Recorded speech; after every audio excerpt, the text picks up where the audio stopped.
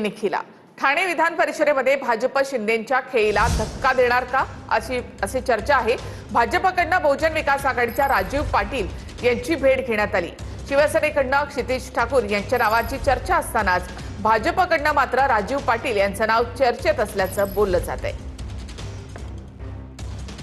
ठाण्यात शिंदेंच्या खेळीला धक्का देण्यासाठी भाजपची रणनीती सुरू असल्याची चर्चा आहे। भाजपचे खासदार हेमंत सावरा आणि आमदार राजन नाईक यांनी बहुजन विकास आघाडीच्या राजीव पाटलांची भेट घेतली। भाजपकडनं ठाणे विधान परिषदेसाठी बहुजन विकास आघाडीच्या राजीव पाटलांच्या नावाची चर्चा सुरू आहे का असा सवाल या भेटीनंतर उपस्थित होतोय। दुसरीकडे शिवसेना बहुजन विकास आघाडीच्या क्षितिज ठाकूर यांच्या नावाचा विचार करत असल्याची माहिती आहे। ठाणे पालघर विधान परिषदेची जागा महायुतीत कुणाच्या पारड्यात जाणार हे अजून तरी स्पष्ट झालेलं नाही।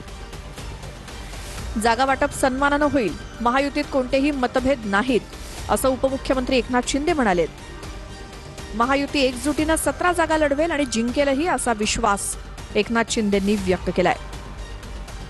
तालुक्याची पालघर जिल्ह्याची विकास कसा प्रकारे व्हावा, रेल्वेचे प्रश्न असतील, केंद्राचे प्रश्न असतील, महाराष्ट्राचे प्रश्न असतील, एक अनुभवी नेते आहेत, तेव्हा त्यांच्याशी सदिच्छा भेट आम्ही काल घेतली।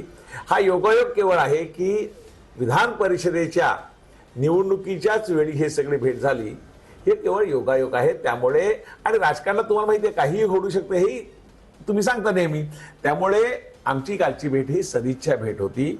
राजकीय चर्चा निश्चितपणे तालुका जिल्ह्याच्या याच्या राजकारणी संदर्भात झाली, कशा प्रकारे विकासाच्याही चर्चा झाली, त्यामुळे ही कालची भेटी मी पुन्हा एकदा सांगेन की आमची सदिच्छा भेट होती। बघा, मी असा कुठलाही विचार केलेला नाही आहे, पण अशा प्रकारच्या तिकिटाला मी नक्कीच अनुकूल किंवा मी लायक आहे असं मी समजेल, अलग लायक आहे मी असं समजेल, पण अशी कुठलीही बीजेपीची किंवा एकनाथ शिंदे साहेबांची कुठलीही माझी चर्चा झालेली नाही। शिवसेना, राष्ट्रवादी आणि भाजप किती जागा लढवणार, काय फॉर्म्युला आहे? फॉर्म्युला आता तुम्हाला माहित आहे ना, फॉर्म्युला कालच मुख्यमंत्री महोदयांनी आपल्याशी मीडियावर बाईट देताना सांगितलेलं आहे। त्यामुळे जागा वाटप सन्मानाने होईल, महायुतीमध्ये कुठलेही मतभेद नाहीत आणि महायुती एकजुटीने 17 जागा लढवेल आणि 17 जिंकेल हा विश्वास तुम्हाला